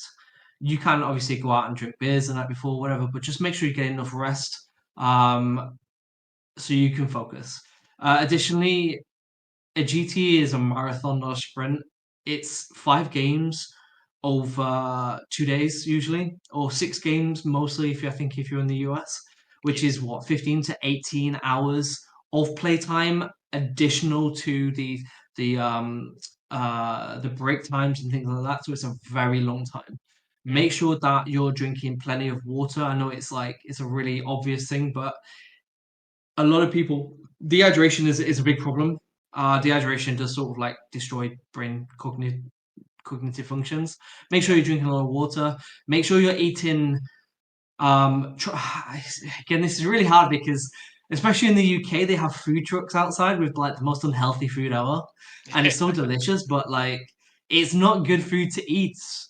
Healthy proteins, fats, and healthy carbohydrates is what you want. Like bananas are amazing. Potassium in bananas is really good. Protein's really good to keep you giving you energy throughout the day, slow energy. And yet every time I go to an event, there's like a pizza, Oh yeah, fruit hamburgers and outside. fries and Yes, yeah, all yes. sorts of stuff. That's not what you want to be eating That at is, a GT. it's really not no, but it's so good at the same time. Oh yeah. Just try not to overeat. Try not to eat too much. Try and have a healthy meal or something throughout the day, or at least in the night before. Have a breakfast, a big healthy breakfast, to make sure that you got a lot of energy. Now, this sounds all obvious, but honestly, people get so excited before a GT. They'll go out drinking the night before. They'll not get a lot of sleep. They'll wake up. They'll skip breakfast. I skip breakfast all the time, especially on GTs. Hmm. They'll go do what I do, go get a Red Bull instead for breakfast, and it's not healthy. Yeah. So just Yeah. look after yourself. I, Sorry, go on. You were going to say something. oh yeah. Oh, I was gonna say I think to go view a GT almost like something like an athletic event, like because Mhm. I do like competitive powerlifting, and Wow. honestly I eat the same at a powerlifting meet as I do at a GT, because yeah, if you eat anything else, like you're gonna feel like shit. You bring up Yeah. like good healthy, so stuff like trail mix. I don't know if you guys if that's pretty popular in the UK or in We just Poland. call them nuts. We'll Yeah, just have just nuts and not like have with like everything. nuts, berries. Mhm. They'll have like little bits of chocolate. A huge thing also is like Sour Patch Kids, like just like something that can give you a nice little bump of sugar that's not just like a bunch of chocolate and Mhm. stuff like that. And like you said, like bananas, huge. I think something people can do to help like not feel like they're forced to eat like pizza and hot dogs and whatever is bring meal prep for your GT. A, it'll help you save money, but B, it will ensure that like when it comes time for that lunch break, you have like a salad with some grilled chicken and some like hard boiled eggs. You will feel Nice. so much better eating that than you will stuffing down a hamburger, and are told, okay, now play 6 more hours of Warhammer. Absolutely, because you will get lethargic, you'll get tired, and honestly, it's just not good for the mood. No, it's not. The Yeah. Another thing that's super important, and not enough people do this, you're standing for a very long time. Your army is going to require you to be bent over a table and move models. It's going to take its toll physically. Please, especially during your opponent's turn, get a chair and just sit down and rest. Yeah. Um, it's I can't begin to explain how tiring it can be just stood up all day. And it doesn't sound like it's like that that like physically tiring, but it can be. Hmm. Especially if you and make sure you got like sensible footwear as well. Again, these are really obvious things, but they are things that people really do sort of ignore because they get a little bit excited. But just sit down, get some comfortable shoes, just try and take a breather. When you when you finish a round, my advice is go outside, get some fresh air. Um, think, reflect, and yeah, just Yeah. take a breather. Do you want 100%. anything to add to that before we go on the last point? Because it's important. Yeah. I think because you even mentioned it, like, when you start your turn, you're probably going to take like 2 to 3 minutes to like think like within your command phase. Essentially, you could think of the command phase as the thinking phase. Like, okay, well, how am I going Mhm. to go through like and your opponent's like thinking phase? Yeah, absolutely. Go outside, take a breather, sit down, and try and stay seated as much as possible. And if your opponent is like doing something, like you don't have to be standing up to like see what you could just see it like, hey, so were you moving those models? Like, what's your intent with that? And you could do all that while you're sitting down, so that way you're not stressing yourself physically. But Absolutely. yeah, Okay. The last point, and this is really important. So GC is a really hard army. It's a really difficult army, and at first, everybody is going to take some L's. You just kind of have to. It's kind of like a rite of passage. When you go to a GT, I think it's really important to set your expectations correctly. Now, I've been there, so I know this from a first. I know this from first perspective that if you lose, it's okay.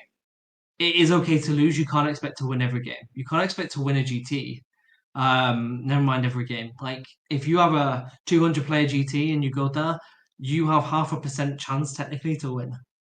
If you well, I think the math is there somewhere. My point is only one person can win the whole GT. Only four, two people can go undefeated usually. hmm, If you lose a game or you lose 3 games or you lose 4 games, it's okay. Just understand why you lost. Take notes, sort of evaluate, take a breather, go outside, take a breather, come back, write some notes, even talk to your opponent. Don't take it bad if they give you advice. Try and be open and honest with them, try and learn from what they tell you. And just understand that if you lose and you don't meet your expectations, it's okay. It's a hobby. There's no like real world prizes apart from like a Age of Sigmar rulebook yeah, if you win. Like exactly. it's the game is so random. The game is built on dice and rules. It's such a random game that you could be the best player there and still not win the tournament. Hmm. Please set your expectations correctly before you go to an event. For example, for me, my expectations is never ever to win the event. I barely win events. I've won some small ones. I've never won a big one, but I always try and A be best in faction, and I always try and go undefeated, Hmm. which has happened more times than not at this point. But if for some reason there are some like tournaments, especially recently, where I've performed lower than my expectations, it can be really daunting and it can be quite self-destructive if you start feeling negative about it and sad. I think it's good to feel bad in the sense that you've not hit your expectations, but don't let it eat you up. Get Hmm. down a notepad, try and write why you lost, try and learn from the experience, and come back stronger in the next event. Yeah. Losing gracefully is a skill in and of itself. Yes. Yes. No good. There's not a single person winning super majors that doesn't have the skill to lose gracefully. Good players will go 2-3 sometimes. Like Yeah, yeah. super major winners will sometimes go 2-3. It just happens. It's am I going to be able to on that day show up and win 5 games of Warhammer? It's not like can I win that forever? You know what I mean? Because it could just be I'm feeling a little groggy, I'm a little sick, I have all this, I'm having some stuff go down at home, like all these other mental issues might be in the back of your mind that could easily be as much of a factor into the outcome of a game as your ability. So I think exactly what you said. L- Lose gracefully, shake your opponent's hand, ask him, ask them, what were you worried about? What do you think the game if I did this, if I did that, I mean, get that information right in your notebook, take a deep breath and then move on to the next one. Because the ability to win tournaments, the ability to win period is not something that happens overnight. Like you said, Warhammer is a marathon. It is not a sprint. And if you think that you're going to be able to just, chug, chug, chug, chug, and go like, those first few laps, that's just not how it's going to work. Especially with GSC, it is such a Yes. hard army. Yes. It's so difficult. Like the fact that my icon was more than 2 inches away from my Primus, and now he has to die, and now I'm not getting models back. Like that little thing, that thing can change the game. I played a game against another really good player, Alex Taus. He was playing Ah, yes, CK. tells you. Oh yeah, he was playing CK, and I set up to win. I would have killed 6 dogs in one turn if I made a 7-inch charge, and I failed it twice. It's just Yeah. It sometimes happens. it happens. It happens, and it's like what you can do is like look like, oh, I did some really good things up until then. You know what I mean? I did some really good things, and sometimes games are just decided by that dice roll. That meant that you had a really good game. If you lose a game because of like a single dice roll, and if you would have made it, you would have won. Like that's a great game. That means that you were putting yourself in a winning position up until then. And I mean, I think GSC, like more than any other faction, you have to take those risks sometimes. Like it Yeah. is like we are a faction of ballistic skill 5. We're a ballistic skill 5 and 4 faction. Like sometimes like things just do not go our way. But now obviously Yeah. that you can mitigate that with practice and being a better player and not making some mistakes and stuff. But like at the end of the day, I think it's important that like you realize like I did try, I put in the effort, I lost, but I'm gonna realize why I lost, and I'm gonna make sure not to make that mistake in the future. Absolutely. And losing a game, losing 2 games, losing 4 games does not make you a bad player. Yeah. So understand that. Like a lot of things can go wrong. Um, so just try and recognize what happened, make sure you don't do it again, and just get yourself ready for the next one. Yeah, absolutely. Ah, Well, Danny, I think that this has been an amazing episode, man. I really appreciate you coming on here and talking. I think we beat up this subject as much as you could. So, what is your No. overall feel about taking GSC to a tournament right now? Like, well, just in general. Um,